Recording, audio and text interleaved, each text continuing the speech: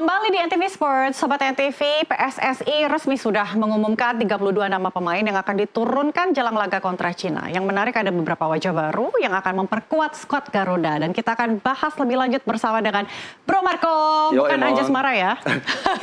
Abangnya. Abangnya. Enggak, bukan juga. Bro Marco di sini. Oke, kalau kita bicara soal meracik pemain timnas nih ya, Bro Marco. Ini kan seperti koki ya, PK atau Patrick Kluivert ini seperti koki yang sedang meramu masakan spesial yang harus enak. Nggak boleh nggak enak, ya, harus enak. Makanya ingredientnya harus tepat. Pilihan tepat. Betul sekali. Jadi ini merupakan salah satu tahapan menuju persiapan Indonesia menghadapi lanjutan babak kualifikasi ronde ketiga Piala Dunia 2026 zona Asia. Jadi walaupun katanya apalah arti sebuah nama gitu ya, tapi ini penting sekali untuk bagi Patrick Kluivert untuk meracik timnya saat berhadapan dengan Cina maupun Jepang. Iya, karena kalau salah ini bahaya banget ya. Karena kalau memang kalah melawan Cina, nanti ketika melawan Jepang ini akan lebih keteteran ya. Kalau kita lihat mulai dari kiper dulu nih. Ya, kalau kita lihat kita bedah satu persatu, kiper sebenarnya untuk dari 32 nama yang dipanggil, di posisi kiper ada 5 yang dipanggil saat ini dan sebenarnya tidak banyak berubah ya, Mona ya. Kita coret-coret dulu nih satu-satu. Silakan. Martin Paes masih dipanggil, Fernando Ari juga masih dipanggil, lalu ada Martin Paes bukannya akumulasi kartu nih? Martin Paes tetap dipanggil untuk dipersiapan lawan Jepang karena nanti dia akumulasi saat berhadapan dengan Cina. Nah, lalu ada yang baru sebenarnya dari 5 penjaga gawang ini adalah sosok Reza Arya. Ini baru pertama kali dipanggil atau mendengarkan Garuda Calling. Siapakah dia? Reza Arya, dia adalah kiper PSM Makassar. Dia bermain cukup baik pada musim ini, tampil 17 laga dengan melakukan 3 clean sheet dan juga melakukan 48 penyelamatan. Jadi sepertinya layak dipanggil untuk ikuti pemusatan latihan. Menit bermainnya Menit bermainnya cukup baik, 17 pertandingan. 17 pertandingan maksud kami. Nah, yang menarik lagi sebenarnya adalah kehadiran Emil Audero. Jadi Emil Audero ini sebenarnya akan menggantikan, digadang-gadang sih sebenarnya peluang besar untuk menggantikan Martin Paes yang akumulasi kartu saat melawan Cina pada nanti di GBK tanggal 5 Juni mendatang. Debut perdana ya? Iya, debutnya. Nah, sempat kekhawatiran bagi para supporter timnas Indonesia di mana Emil ini timnya Palermo itu sempat lolos ke babak playoff Serie A. Namun kalau dia lolos ke final sibuk dia. Iya, tanggal 1 Juni baru final. Nah, celakanya atau untungnya buat timnas tapi celakanya buat Audero, buat timnya gagal, nggak bisa lolos ke playoff karena kalah di babak pendahuluan dan dia akhirnya berpeluang untuk datang tepat waktu. Jadi akan bergabung dengan TC ya, Training Center. Training Center yang ada di Bali mungkin ya udah selesai pertandingan tanggal 26 udah bisa langsung gabung. Jadi ya itu kabar baiknya dari penjaga gawang Emil Audero. Kira-kira nanti lawan Cina siapa yang akan turun dulu nih starternya? Tetap sebagai kiper. Aku pikir sih akan Emil Audero karena memang dibandingkan 4 penjaga gawang atau 3 penjaga gawang lainnya paling jam unggul terbang ya? Jam terbang, juga, senior. Betul sekali dia main di Serie B Italia. Jadi udah cukup mumpuni lah untuk menggantikan Martin Paes yang harus akumulasi kartu kuning. Karena kalau kiper juga tidak butuh chemistry yang gimana banget dengan pemain lain, hanya butuh senioritas dan pengalaman ya. Betul, jadi perlu jam terbang, udah cukup sebenarnya bagi penjaga gawang. Oke, kita akan lanjut ke slide berikutnya. Kita lihat dari back dulu ya, belakang. Kalau di posisi back sebenarnya tidak banyak yang berubah ya. Ini adalah pemain-pemain back tengah yang akan menjadi pilihan bagi Patrick Kluivert saat berhadapan dengan Cina maupun Jepang. Kalau kita lihat masih ada sosok Justin Hapner di sana, masih ada juga Mes Hilger di sana, tentu saja ada Bang Jai di sini, Jazz yang tentunya menjadi kapten juga. Lalu ada Rizky Ridho, ini dia back andalan Persija Jakarta, lalu ada Jordi Amat yang dipanggil siapa nih akan jadi starter untuk back? Tergantung nanti apakah ini kan tergantung skemanya 3 misalnya. Bermain kalau 3 seperti kalau biasa. Kita mengacu pada Bahrain kemarin mereka menggunakan 3 back, maka akan ada posisi Jazz, Rizky Ridho dan juga Justin Hapner di sana. Mes Hilger. Mes Hilger kalau melihat kemarin mereka bermain saat melawan Bahrain, aku pikir sih Patrick Kluivert tidak mungkin gambling karena pemain Justin, Jazz dan Rizky bermain cukup solid di lini belakang timnas Indonesia. Jadi ya kemungkinan sih antara 3 Justin itu. dan Bagaimana dengan Elkan Bagot? Sempat ramai kan? Nah, ini dia sebenarnya untuk di posisi lini belakang Elkan Bagot. Kita tahu kemarin cukup ramai. Netizen juga mendapati atau menemukan Elkan Bagot lagi ada di Bali. Iya. Tapi apakah ia akan bergabung di Training Center? Tidak ada di dalam 32 nama yang dipanggil oleh PSSI. Elkan Bagot sebenarnya kita tahu bahwa dia juga sebenarnya udah cukup lama bermain untuk timnas 24 caps. Jadi sebenarnya cukup senior di timnas Indonesia. Hanya saja memang Elkan Bagot ini sejak 2023 sudah tidak dipanggil ke timnas lagi. Dan kenapa? Orang banyak bertanya. Terus ngapain dia di Bali? Nah, itu dia. Kalau di Bali sebenarnya kita nggak ada keterangan resmi ya. Oke, bisa aja liburan ya. Ya, kemarin hanya netizen atau warga di Bali yang menemukan Elkan Bagot terus berfoto bersama. Terus ada yang menanyakan apakah terkait dengan ya cocoklogi lah. Tapi tadi kita baru dapat informasi langsung dari PSSI, dari Arya Sinulinga bahwa ternyata Elkan Bagot ini nggak diundang sebenarnya ke Bali. Jadi perjalanannya ke Bali itu atas kemauan sendiri seperti itu. Nah, masih ada Asnawi sebenarnya ya? Nah, kalau untuk di lini belakang sebenarnya ada Asnawi, tapi di slide berikutnya Oke, mungkin kita bisa lihat. melihat. Next. Ya, ini dia Asnawi Mangku Alam. Oke. Nah, ini pemain yang juga sudah sempat keluar dari timnas, maksudnya sempat tidak dipanggil timnas. Terakhir kali bermain melawan Cina saat Indonesia kalah 1-2. 2-1 ya. Iya. Dan sekarang kembali Asnawi dipanggil, tentu saja karena jam terbangnya atau permainannya bersama Thaiport FC. Dia termasuk pemain inti di klub Thailand. Dan kita tahu bahwa Asnawi ini adalah pemain bertahan yang bertipikal punya naluri menyerang sebenarnya. Karena ini sangat dibutuhkan nanti saat melawan Cina, di mana Indonesia ketika transisi ya, iya, sangat nanti counter attack ya. Betul, Indonesia sangat membutuhkan kemenangan saat melawan Cina.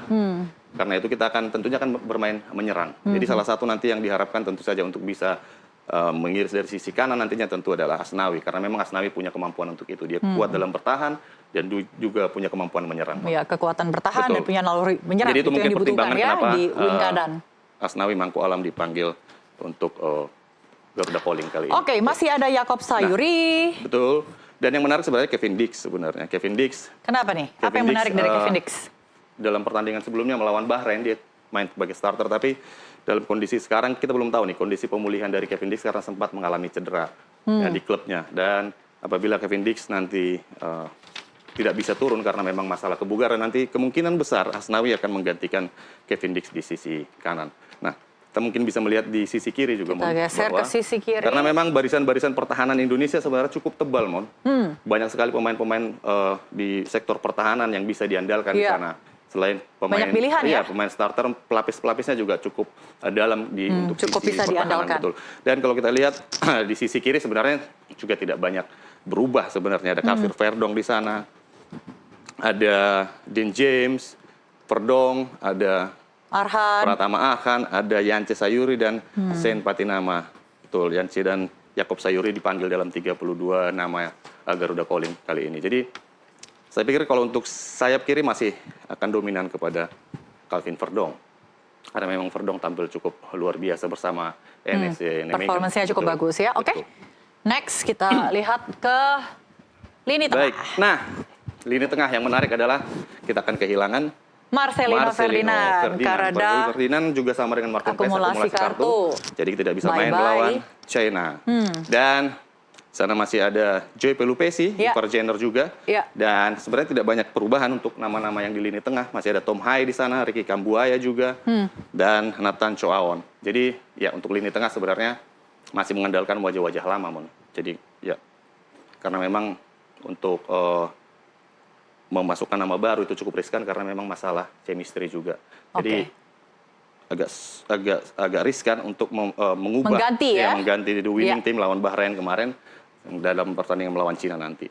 Oke, lini tengah stay the same, kita geser ke lini depan. Nah, ini lini penentu kemenangan ya, karena bagaimanapun bagusnya bermain kalau nggak ada gol sama aja bohong. Betul sekali, karena cara menang adalah mencetak gol. Nggak mungkin nggak bisa menang kalau tidak cetak gol. Kita mulai dari Egy Maulana dulu. Egy Maulana kemarin tidak tampil, absen karena cedera. Dan sekarang udah dipanggil lagi dan kemungkinan mungkin jadi pelapis dalam pertandingan melawan Cina nanti. Dan masih ada Rafael Struijk dan tentu saja ini dia jagoan kita oleh Romeni, ya kan, selebrasi ya. Dan pemain senior kita. Betul. Nah, ini yang menjadi sebenarnya perbincangan di kalangan pecinta sepak bola. Di sini ada nama Stefano Lillipali. Kita tahu Stefano Lillipali ini sudah cukup lama, sudah cukup lama nggak dipanggil timnas, Mon. Jadi dia oke. 2023 terakhir dan usianya juga sudah cukup boleh dikatakan sudah cukup dewasa. Bukan dewasa, sudah cukup matang lah. 35 tahun, beda-beda tipis Sopan sama saya sekali sebenarnya. ya. Nah, dan ini menjadi pertanyaan kenapa Stefano Lillipali dari Borneo FC dipanggil untuk pertandingan atau Garuda Calling kali ini. Nah, teman, menurut saya sebenarnya ada beberapa pertimbangan dari Pique ya untuk memanggil kembali Stefano Lillipali. Yang pertama tentu saja menit bermain di Borneo FC yang cukup banyak, jadi dia masih menjadi andalan. Dan yang kedua tentu kebutuhan tim sebenarnya, bahwa Stefano Lillipali ini merupakan pemain depan yang memiliki tendangan yang cukup baik dalam tendangan jarak jauh. Jadi punya naluri melepaskan tembakan dari luar kotak penalti. Dan ini sangat dibutuhkan saat melawan Cina apabila nanti Cina bermain dengan sistem bertahan atau menempatkan tembok Cina di barisan pertahanannya dia. Jadi kita butuh tembakan-tembakan dari luar kotak penalti untuk memecah kebuntuan. Tapi apakah memang sengaja dipilih untuk menggantikan Orad Mangun yang cedera? Ya, oh ya benar sekali. Jadi untuk pertandingan nanti Orad Mangun tidak bisa tampil karena masalah virus, kena virus, jadi dia tidak bugar dan tidak dipanggil, dan ada satu tempat yang lowong di lini depan dan Stefano Lillipali akhirnya dipanggil untuk mengisi kekosongan tersebut. Tapi kita lihat masih 32 pemain, masih H-7 untuk memasukkan entry by name, namun masih ada perubahan bisa jadi.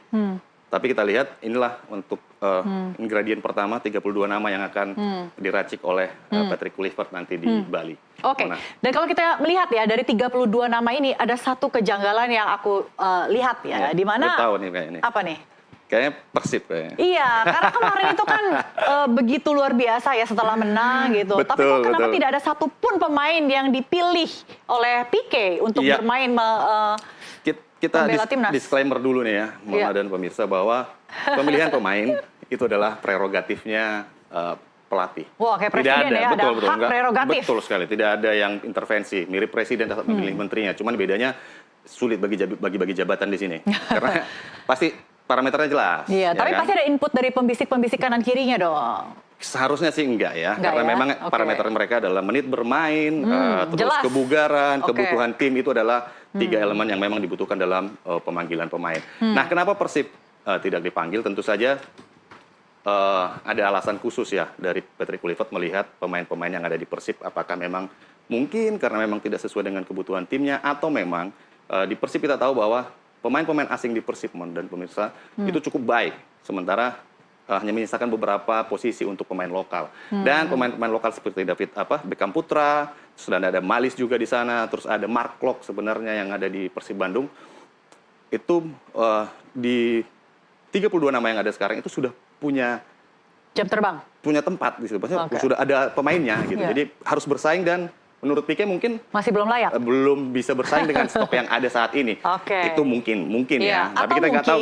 Pique nggak nonton Liga 1 kemarin, jadi nggak tahu kualitas pemain Persib tuh juga lumayan sebenarnya. Sebenarnya bisa jadi sih karena nggak nonton. Tapi kan kalau nonton kan sekarang bisa lewat YouTube ya. Apapun bisa harus lapangan. Tapi yang pasti bisa. Ini sebenarnya pukulannya bukan ke Pique-nya sebenarnya, bahwa ini sebenarnya lebih menyakitkan buat PSSI-nya sebenarnya kan. Kenapa? Karena di mana-mana sesuai dengan bukan kebiasaan, nggak ada rumus bakunya sebenarnya, bahwa tim-tim juara itu selalu menyumbangkan banyak pemain ke timnas. Nah, di Indonesia tim juara nggak ada nih namanya di timnas Indonesia. Ini artinya bisa jadi memang Pique-nya yang nggak butuh atau nggak menemukan pemain di sana, atau memang liganya memang yang masih tanda tanya nih, apa kualitasnya kurang baik atau kurang menjanjikan, sehingga pelatih timnas sendiri juga nggak lihat pemain dari tim juara gitu. Nah, itu yang akan menjadi ini menjadi PR tentunya untuk bagi PSSI.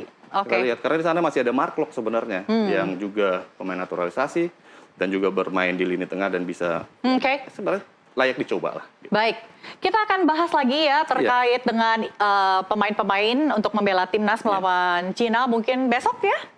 Supaya kita bisa lebih eksplor lagi, lebih detail ya. Kita gali lagi. Kita panaskan mesin sebelum melawan Cina. 5 Juni. 5 Juni, setelah itu melawan Jepang. Jadi kita jangan kemana-mana pemirsa, kita akan tetap membedah terus di Kocek Marco soal timnas. Oke, usai sudah NTV Sports kali ini, pantun dulu dong seperti biasa. Buah nangka, cakep aja. Tapi nanti dulu. Tapi nanti dulu.